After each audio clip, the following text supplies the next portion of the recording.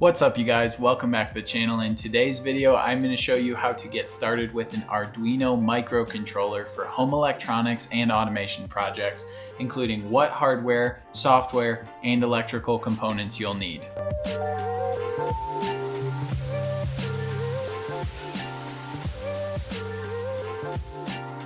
So the kit I'm going to be using in these initial few projects is the official Arduino starter kit. I got it from Amazon and I'll put a link to it in the description section of this video if you'd like to get the same kit to follow along with these projects exactly. Or you can just get the board. It's quite a bit cheaper and all you need at a minimum to connect it to your PC is a USB-A to USB-B cable, also typically called a printer cable. I can leave a link to one of those via Amazon as well, but honestly you probably have 10 of these floating around your house somewhere, so take a look before buying a new one for no reason. The starter kit comes with some cool DC motors and servos, as well as a ton of basic electrical components, including LEDs, resistors, switches, tons of connector cables and jumpers, and a lot more. Local electronics and hobby shops should have all the basic components that we use in each of these projects. So if you decide not to get the full kit, I'll tell you what components you'll need for each project so you can just get what you need each time. If you do have the kit, first thing to do is pop the inserts out of the orange plastic frame it comes with. These inserted pieces have functions in the upcoming project, so don't throw them away. 4 of the pieces fit right into the bottom of the orange board now and serve as the feet of your Arduino holding board. You then can screw your Arduino board onto the orange holding plate. And the included breadboard, that's the cool looking rectangle with all the holes in it, has adhesive and can be stuck right next to the board. If you just have the Arduino and not the full kit, I highly recommend getting yourself a breadboard from any electronics store. While you can technically build these same circuits without one, it would be a total headache and end up being way more effort and way more janky looking any way you do it.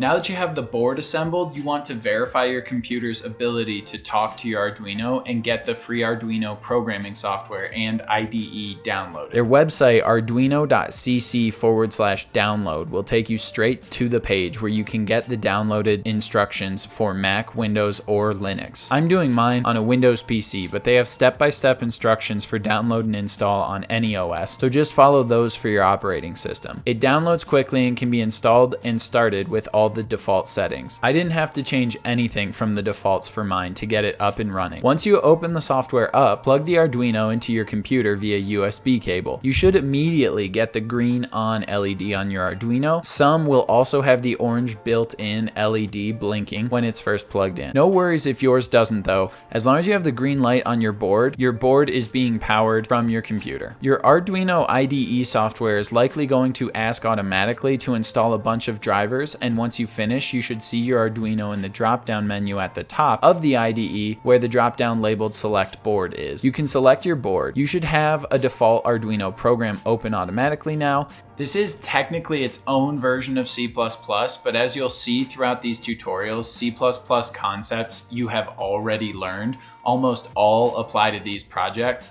And if you don't know any C++ already, don't worry, because we'll cover everything from scratch as we do it. The basic default program gives you 2 sections to put code in. A setup function where you code what you want to run once. This should be stuff like importing modules to include in your build or defining and initializing variables. The second section is where you want continuous functionality to go. This would have any sort of repeat functions like monitoring for the push of a button or sending a status output, or easiest concept of all, making a light blink. Most of your installs of Arduino software are going to have a section under the file menu called examples, and inside examples you should see in section 1, basics, a file called blink. If you open that up, you should see the following. It says there's 37 lines in this program, but if you see the grayed out text, those are all comments. And while it's great to read a bit about what this project is doing, all you actually need to understand to process making the onboard LED blink is just 10 simple lines. In the setup loop, you just tell the board that we want to use the built-in LED, and for all of the Arduino's main boards, this command looks exactly like this. You're telling the program we want to control the state of the light from our microcontroller. Then all you need to do in the recurring loop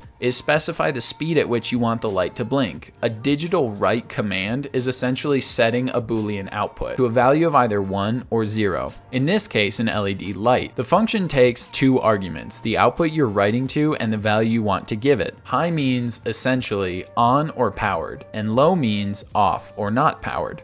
And the only other thing we need for this program is our delay commands, which actually control how long to leave the light on or off for. The timescale is milliseconds, so the current default program can be read as turn the light on, leave it on for 1 second, turn the light off, leave it off for 1 second.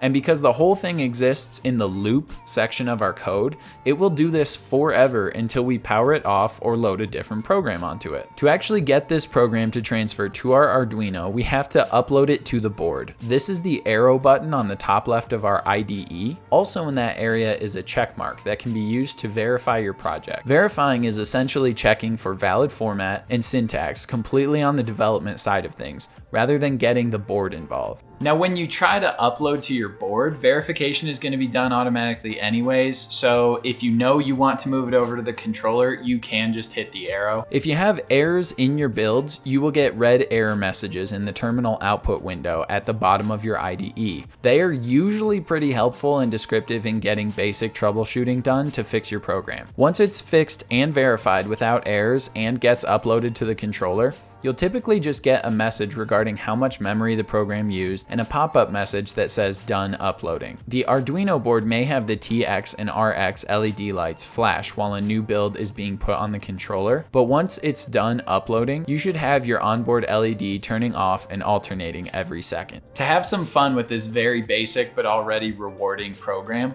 try changing the speeds at which it blinks. For example, if I make the delay after high transition or turning on 500 milliseconds, and then make the delay after turning off 100 milliseconds, we'll see a light that is on for a half second, then off for a tenth of a second. We could also add some extra lines in a simple C++ for loop to create a fun blinking pattern where we get 10 fast blinks of 100 milliseconds each, then 1 full second blink. Once you've built a program into your Arduino, it is actually now running completely independently of your computer that you built the program on. If you were to hook it up to an independent power source rather than your laptop, the program would continue executing forever until the programming was changed or it was powered off.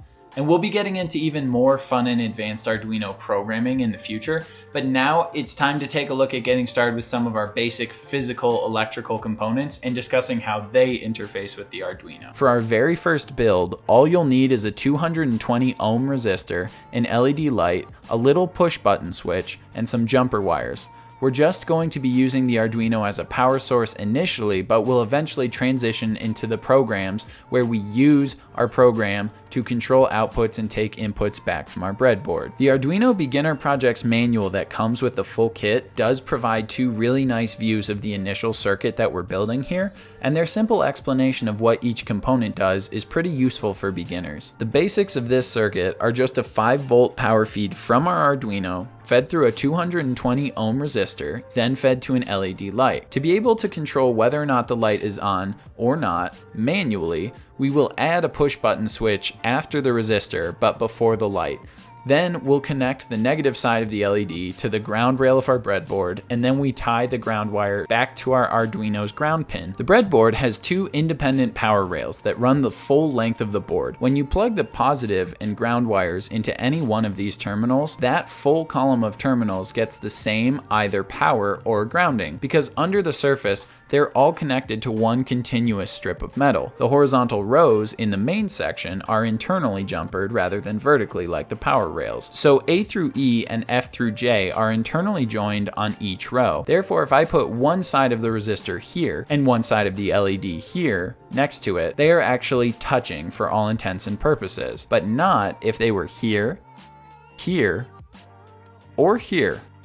So once I get it all hooked up, double checking everything is correct according to my schematics or plans, go ahead and plug it back into the computer to power up the circuit. Initially, nothing is going to happen because we have the push button in the switch in the off or disconnected position by being raised. But if we push it down, we close those contacts and the LED should light up for us. The basic circuit assembly actually covers some really important and useful electrical concepts, and if you understand everything going on here, you're going to be set up really great for future projects. So that is going to be as far as we build out these circuits today. We covered a ton of concepts in this video, but hopefully nothing here left you feeling too confused or overwhelmed.